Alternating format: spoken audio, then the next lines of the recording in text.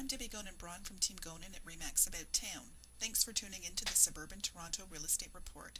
At Team Gonin, we specialize in residential real estate in the Oakville, Milton, and Burlington areas, so the results I'm going to review are for these three areas, and I'll discuss them for the month of July 2010. Just a reminder that I use information from two sources, the Oakville, Milton, and District Real Estate Board, or OMDREB, and the Realtors Association of Hamilton Burlington, RAB, when compiling my statistics. The July highlights are as follows. The real estate market has definitely slowed down, with all three towns or cities showing a decrease in sales, not simply year over year, but also down when compared to last month. There were 645 total sales reported on OMDREB for the month of July, and this is down 35% from July 2009, but it's also down about 19% since June. There were 1,002 total sales reported on the Hamilton board, and this too is down by about just over 26% when compared to July 2009, but it's also down about 26% when compared to June last month. Listing inventory increases on the Oakville board, with 1,047 new residential listings appearing in July. There were 1,470 new listings reported on the Hamilton board this month, but this is actually down about 21.9% since June. Milton's average and median prices are still climbing, while those in Oakville and Burlington are either flat or softening slightly. And now we've got plenty of homes on the market, so buyers definitely have plenty to choose from. I've used charts to compare results for each town and city. Again, just a reminder that I'm not only comparing this year's results to last year, but I'm also reviewing those from 2008 to see how we compare.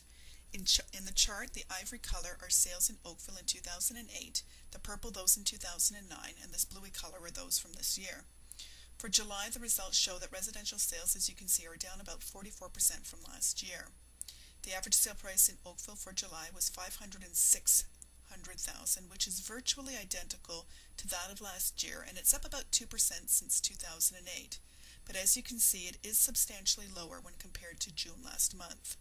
I'm not quite sure why there was such a difference month over month, but this is one of the reasons why I also like to look at the median price. To me, it's a truer indicator of price, as it's the number that sits right in the middle of all sales, so it isn't really skewed by one or two high or low sales. The median price for Oakville for the month of July was $447,500, up 7% from July 2009, but also lower than in June. The number of residential sales in Milton for the month of July was down 41% from July 2009.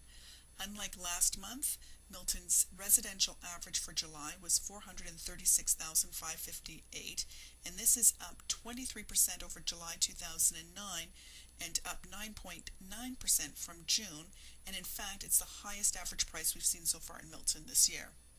$381,000 was the median sales price in Milton for the month of July, and again this is up year over year by about 9%, up 4% since last month, and it too is the highest price we've seen so far this year.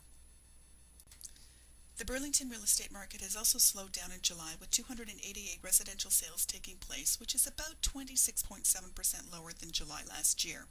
The average sale price in Burlington for July was $383,557, and this is up 9.5% from July 2009 and almost identical to what it was in June. The median price in Burlington was $342,795, and again this is up 6.8% when compared to July last year, but it is down about 3.3% since last month.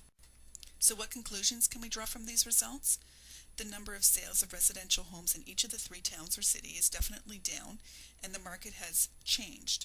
We are experiencing a slowdown, and I think there are two main reasons why that is. First of all, lots of people bought homes earlier in the year when interest rates were low and wanted to also buy a home before HST took effect. Secondly, it's summertime when things generally slow down. The fall market, however, is typically the second best market of the year, so if that is the case, I would predict that we will start to see more sales occur starting late in August and continue through to November. Milton's average and median sale prices are both up year over year and are up over previous months this year. Oakville and Burlington sale prices have started to stabilize, which is great news for buyers. Unlike earlier this year, the market was a definite seller's market, and due to the lack of inventory, homes were selling, often with multiple offers, for substantially more money than asking price. We now have many more homes on the market, and prices are starting to stabilize in at least Oakville and Burlington as we head towards a balanced market. And this is great news for buyers, as there are far more homes available to choose from, and you can actually take your time to choose. I believe buyers will be at an advantage for the next month or two because some of the homes on the market are by sellers that have already purchased something else. And as the time comes to close on their new homes, if they haven't sold their existing homes, then buyers may be able to buy these homes at slightly lower prices. This is only a short-term advantage, though. I don't see it lasting more than a month or two.